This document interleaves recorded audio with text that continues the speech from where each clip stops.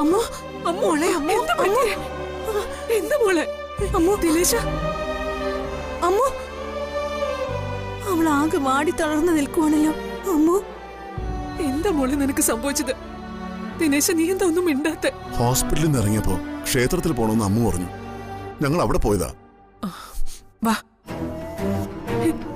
ഇതെന്താ മോളെ ഒന്നുമില്ല അമ്മേ നീ കയ്യില് കർപ്പൂരം കത്തിച്ചോ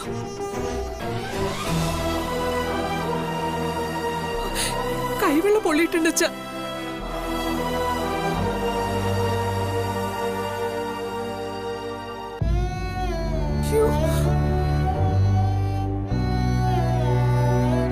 അവൾക്ക് ചെയ്യാൻ കഴിയുന്നത് പ്രാർത്ഥന എന്ന് മാത്രമല്ലേ എന്നിട്ട് ദിനേശേട്ടൻ അത് കണ്ടു നിന്നോ അവൾ ദേവിക്ക് മുമ്പിൽ ചെയ്തത് എന്താണെന്ന് നീ എന്നെ ഓർമ്മിപ്പിക്കരുത് നീ അവൾക്ക് കുടിക്കാൻ എന്തിനു കൊടുക്കുക ചെല്ലു കാവേരി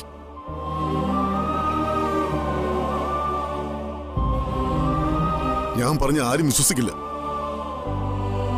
ഞാൻ എന്റെ കണ്ണുകൾ കൊണ്ട് കണ്ടതാ ദേവിയുടെ മനസ്സ് പോലും അവളുടെ സങ്കടത്തിൽ അലിഞ്ഞുപോയി അവൾ തളർന്നു വീണപ്പോഴേക്കും പ്രഭേട്ടന്റെ കോൾ വന്നു മരുന്ന് ഭരിച്ചു തുടങ്ങിയെന്ന് ആണോ എന്റെ ദേവി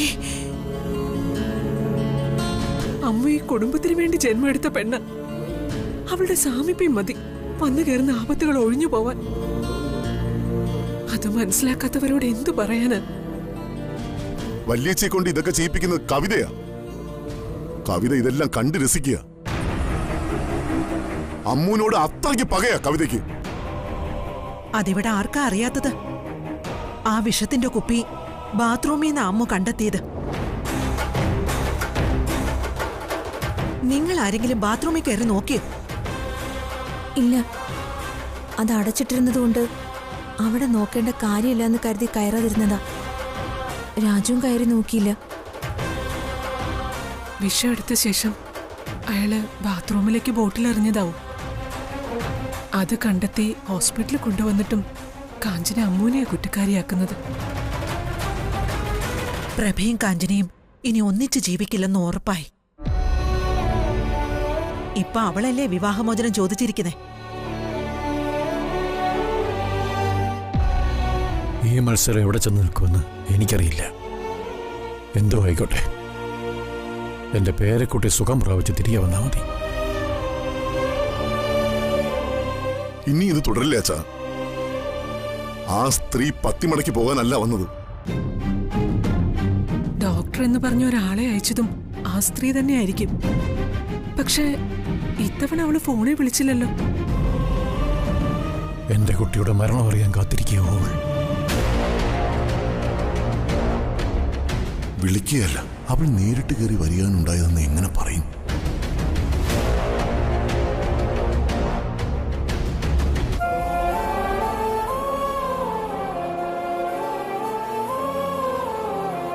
നോക്കട്ടെ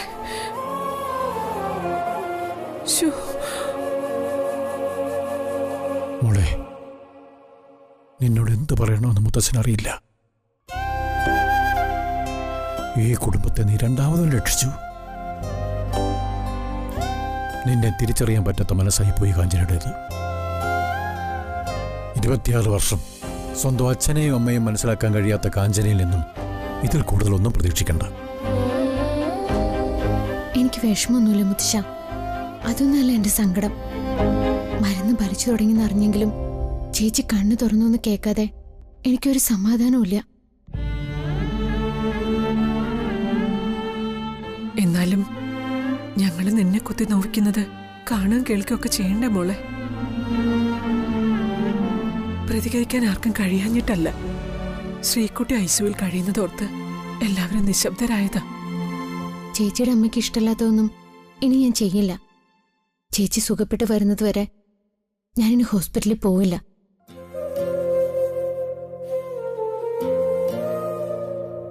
അത് കാഞ്ചന മാത്രം തീരുമാനിച്ചാൽ മതിയോ ശ്രീകുട്ടി കണ്ണു തുറന്ന് നിന്നെ അവിടെ അന്വേഷിക്കും കാഞ്ചനയ്ക്ക് തന്നെ അമ്മൂനെ അങ്ങോട്ട് വിളിക്കേണ്ടി വരും പ്രഭയുടെ തീരുമാനം എന്താണെന്ന് ഇനി അറിയില്ല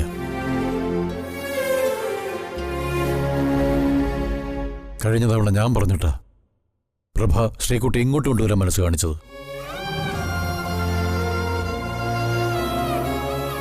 എന്നിട്ടും ശ്രീകുട്ടിക്ക് ഇവിടെ സുരക്ഷ കിട്ടിയതുമില്ല. അതുകൊണ്ട് വീണ്ടും അവളെ ഇങ്ങോട്ട് കൊണ്ടുവരാൻ ഞാൻ പറയില്ല.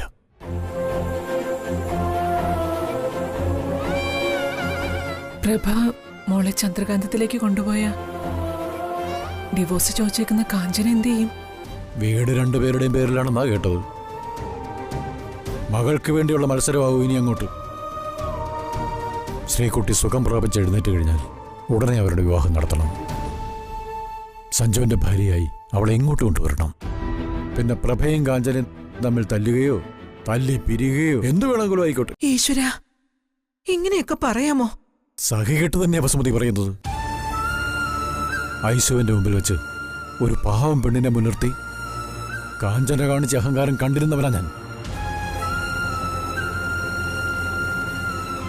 26 വർഷം വരെ ഇല്ലാതിരുന്ന മകളെ ഇനി എനിക്ക് വേണ്ടെന്ന് അപ്പോ തീരുമാനമെടുത്തു.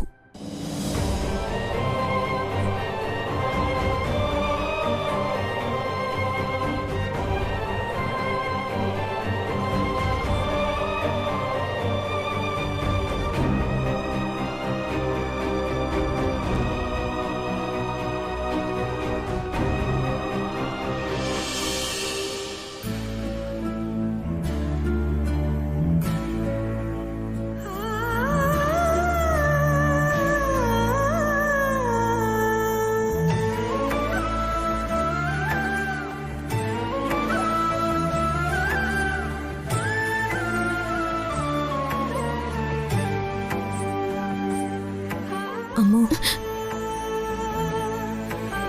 ഇനി ഞാൻ ഈ വീട്ടിലുണ്ടാവാൻ പാടില്ല കാവേരി ചേച്ചി. നീ എന്താ ഇപ്പൊ ഇങ്ങനെയൊക്കെ പറയുന്നേ? ചേച്ചി ആദ്യം ഹോസ്പിറ്റലിൽ നിന്ന് കൊണ്ടുവരുമ്പോ ഈ വീട്ടിലേക്ക് കൊണ്ടുവരാൻ ആഗ്രഹിച്ചതാ ഞാൻ. ഇനി ചേച്ചിയുടെ വീട്ടിലേക്ക് തന്നെ കൊണ്ടുപോകണം. ഇപ്പൊ അതാ ഞാൻ ആഗ്രഹിക്കുന്നത്. എന്റെ ചേച്ചിയുടെ മുന്നിലൂടെ എനിക്ക് പോകാനാവില്ല. ഞാൻ കാരണം അച്ഛനും ചേച്ചിയുടെ അമ്മയും വഴി പിരിയാൻ തയ്യാറെടുത്ത് നിൽക്കുകയാണ്. 26 വർഷം ഒന്നിച്ച് ജീവിച്ചവരവര്. അത് സംഭവിക്കാൻ പാടില്ല. നീ ഇങ്ങനെ ഓരോന്ന് പറഞ്ഞ് എന്നെ കൂടെ സങ്കടപ്പെടുത്തരുതേ. ഞാൻ ഇനിയും ഇവിടെ നിന്ന എല്ലാവർക്കും കൂടുതൽ സങ്കടാവും. ചേച്ചി വീട്ടിലെത്തിയ എന്നെ അങ്ങോട്ട് ചെല്ലാൻ ചേച്ചിയും ചേച്ചിയുടെ അച്ഛനും നിർബന്ധിക്കുമെന്ന് എനിക്കറിയാം.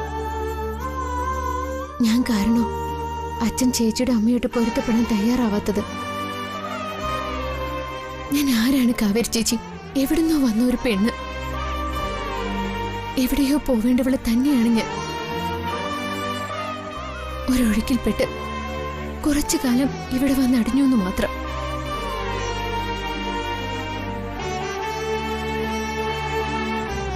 കാവേരി ചേച്ചിയും ദിനേശേട്ടനും ഒഴികെ ഈ വീട്ടിൽ എല്ലാവരും അങ്ങനെ കരുതൂ.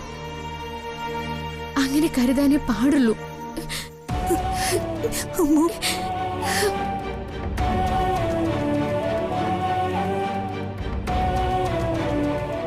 അമ്മോ,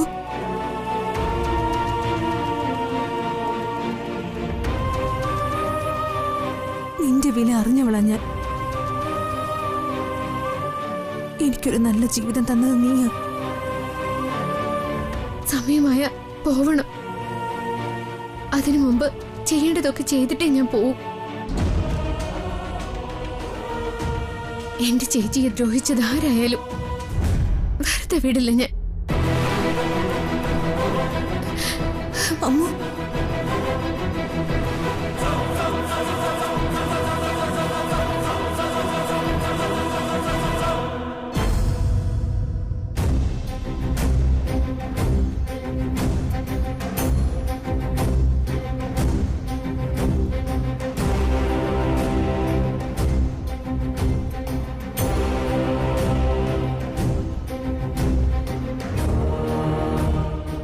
മോളെ, ദിനേശേട്ടൻ ഇപ്പോഴും ആ സ്ത്രീയെ പറ്റി ആരോടും പറഞ്ഞിട്ടില്ലല്ലോ? ഇല്ല മോളെ. ശ്രീകുട്ടി രക്ഷപ്പെട്ടവരും അവൾ അറിഞ്ഞു കാണും. അവൾക്ക് കിട്ടിയ രണ്ടാമത്തെ അടിയത്. അവൾ വീണ്ടും എന്തെങ്കിലും ചെയ്യുമെന്നാ ഇപ്പൊ എന്റെ പേടി. തൽക്കാലം ആരോടും പറയേണ്ടെന്ന് ഞാൻ അമ്മൂനെ വിലക്കിയെങ്കിലും ഇനി എന്തെങ്കിലും സംഭവിച്ചു പോയാ നമ്മുടെ മനസ്സമാധാനം നഷ്ടമാവില്ലേ? പിന്നെ ആരോടെങ്കിലും ഈ കാര്യം പറയാൻ പറ്റുമോ? ദിനേശേട്ടൻ പറയുന്നതെല്ലാം സത്യമാണ്. ഇവരോട് ഇത് പറഞ്ഞിട്ട് ദക്ഷയെ എങ്ങനെ തടയാനാവും? ആർക്കറിയാം ദക്ഷയെ? ഗൗരിനന്ദനെയാണ് ദക്ഷയെന്നും എനിക്ക് ഉറപ്പില്ല. അവര് പറഞ്ഞതല്ലാതെ സത്യം എന്താണെന്ന് നമുക്കറിയില്ല. ഗൗരിനന്ദനെയാണ് ദക്ഷയെങ്കിൽ അവര് പഴയ പേര് പോലും ഉപേക്ഷിച്ചു കാണും. ഇരുട്ടിൽ യുദ്ധം ചെയ്യുന്ന പോലെ കാര്യങ്ങൾ. മനസ്സിൽ പതിഞ്ഞ അവളുടെ മുഖം മായുന്നില്ലെങ്കിലും കടലാസിൽ വരച്ചു കാണിക്കാൻ നമുക്ക് കഴിയോ? ഞാൻ CCTV നോക്കുമായിരുന്നു. ചുവന്ന സാരി ഉടുത്ത സ്ത്രീ എന്നല്ലാതെ അവളുടെ മുഖം ശരിക്കും പതിഞ്ഞിട്ടില്ല. അവളത് ശ്രദ്ധിച്ചിരുന്നു എന്ന് വേണം നമ്മൾ മനസ്സിലാക്കാൻ. ഇവിടെയുള്ളവരോട് ഇതൊക്കെ പറഞ്ഞ ഉറക്കം നഷ്ടപ്പെടുമെന്നുള്ളത് മാത്രം. ദിനേശേട്ടൻ പറഞ്ഞതാ ശരി. ഒരാളെ കൊല്ലാൻ ഇറങ്ങിയ ഒന്നും ചെയ്യാൻ കഴിയില്ല. പക്ഷേ അവരെ ഞാൻ തടയും. ദക്ഷയുടെ പക ഞാൻ എന്നിലേക്ക് തിരിച്ചുവിടും. അവർക്കറിയാലോ സഞ്ജു താലി കെട്ടിയ പെണ്ണാണ് ഞാനെന്ന്. ഇനി അവരുടെ യുദ്ധം എന്നോട് മതി. എന്ത് വില കൊടുത്തു ഞാൻ എന്റെ ചേച്ചിയെയും അദ്ദേഹത്തെയും രക്ഷിക്കും. ഇതൊക്കെ എങ്ങനെയെന്നാ എനിക്ക് മനസ്സിലാവാത്തത്. അമ്മ അവളുടെ മുന്നിൽ ചെന്ന് കയറിയ നിന്നെ ഇല്ലാതാക്കാൻ അവൾക്ക് നിഷ്പ്രയാസം കഴിയും. ശക്തിയും ആൾബലവും മാത്രം പോരാ യുദ്ധം ചെയ്യിക്കാൻ. അങ്ങനെയുള്ള എത്രയോ കഥകൾ എന്റെ കുട്ടിക്കാലത്ത് മുത്തശ്ശി പറഞ്ഞ് ഞാൻ കേട്ടിട്ടുണ്ട്. അതൊക്കെ കേട്ട് രസിക്കാൻ മാത്രമുള്ളതായി എനിക്ക് തോന്നിയിട്ടില്ല. നമുക്ക് നേരെ വരുന്ന പ്രതിസന്ധികളെ നേരിടാനുള്ള പാഠം കൂടിയാ.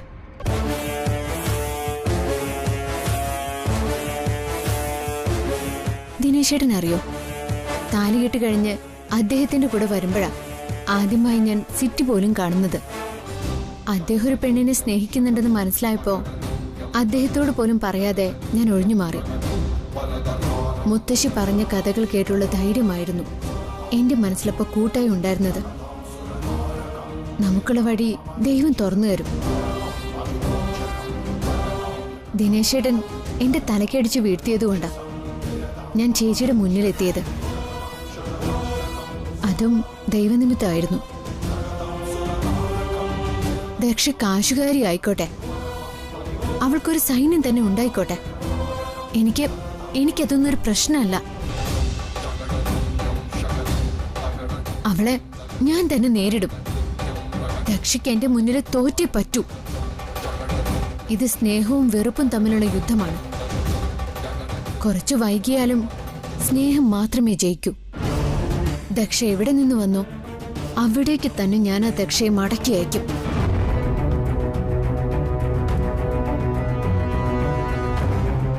ശരിക്കും അമ്മ തന്നെയാണോ ഇത്?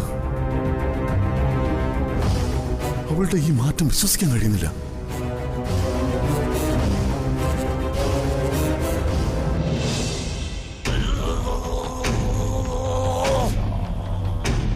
ആ സമയം മറ്റാരും വീട്ടിലുണ്ടായിരുന്നില്ലേ?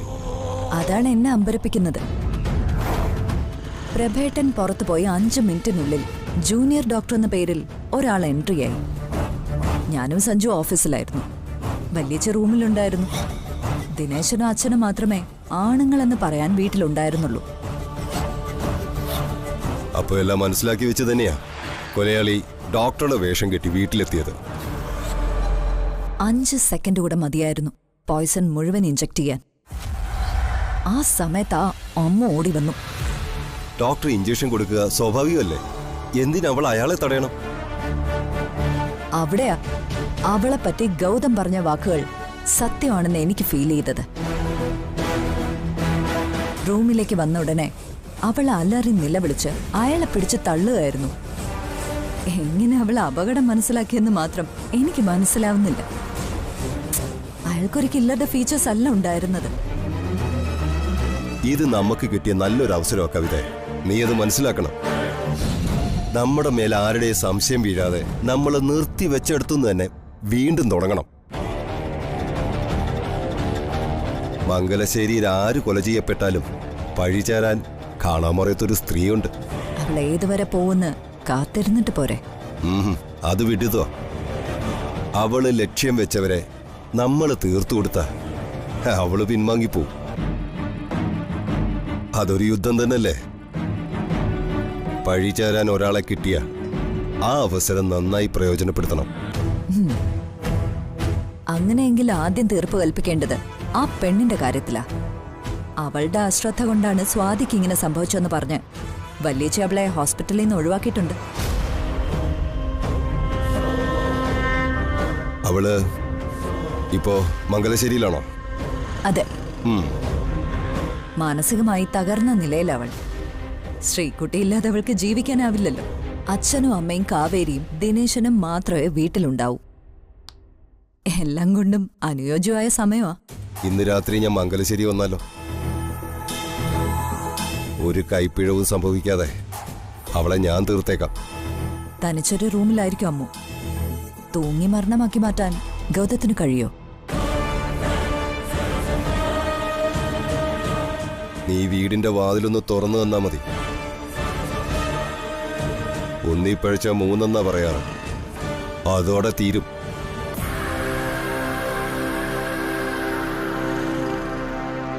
എനിക്കൊന്നിനും കഴിയില്ലെങ്കിൽ പിന്നെ ആലോചനയൊന്നുമില്ല. കത്തിക്കിരയാക്കും ഞാൻ.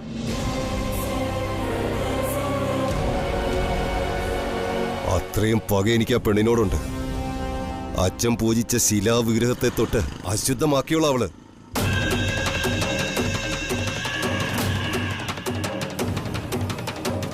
ആത്മഹത്യയാക്കി മാറ്റാൻ കഴിഞ്ഞാൽ പിന്നാരും അതിന്റെ പിന്നാലെ പോവില്ല. മുൻപും ഇതേ സാഹചര്യത്തിൽ സൂയിസൈഡ് അറ്റംപ്റ്റ് നടത്തിയ ചരിത്രം അവൾക്കുണ്ടല്ലോ. കൊലയായാലെന്താ? കുറ്റം ചുമത്താൻ ഒരാൾ മറഞ്ഞിരിപ്പില്ലേ? മംഗലശ്ശേരിയിലുള്ള ആർക്ക് എന്ത് സംഭവിച്ചാലും അവിടെയുള്ളവർ ഇരുട്ടിത്തപ്പിക്കോളും. അതിനിടയിൽ എനിക്ക് സഞ്ജുവിനെ തീർക്കണം. നീ കൂടെ നിന്നില്ലേലും ഈ ചാൻസ് എന്റേതാക്കും. ഗൗതം, രാത്രി വാ. ഇനി ആലോചിക്കാനൊന്നുമില്ല.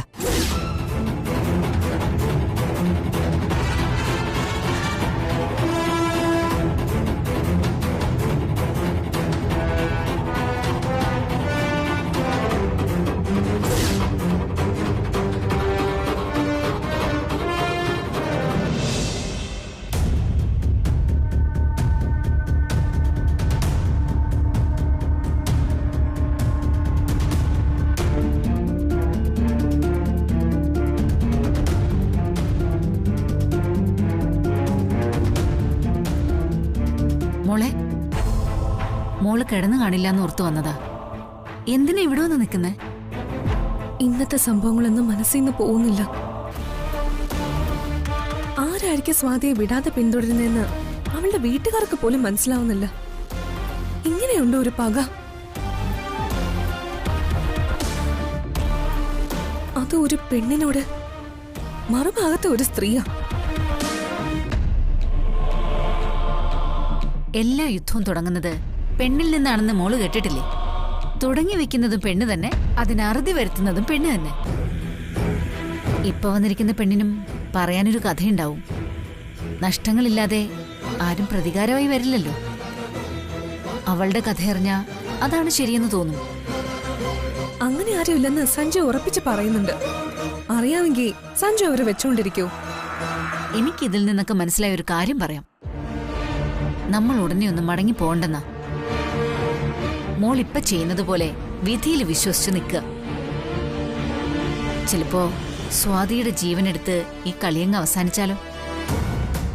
ഈ ശ്രമത്തിലും സ്വാതിയെ കൊല്ലാൻ അവർക്കായില്ല. പിന്നെ സ്വാതി ജീവനോടെ ഇല്ലാതെ സഞ്ജുവിനെ ഞാൻ ആഗ്രഹിക്കുന്നുമില്ല. അവളെ സഞ്ജുവിനെ എനിക്ക് വിട്ടുതരണം. ലക്ഷ്യമാണ് പ്രധാനം, മാർഗം കണ്ടെത്തേണ്ടതാ.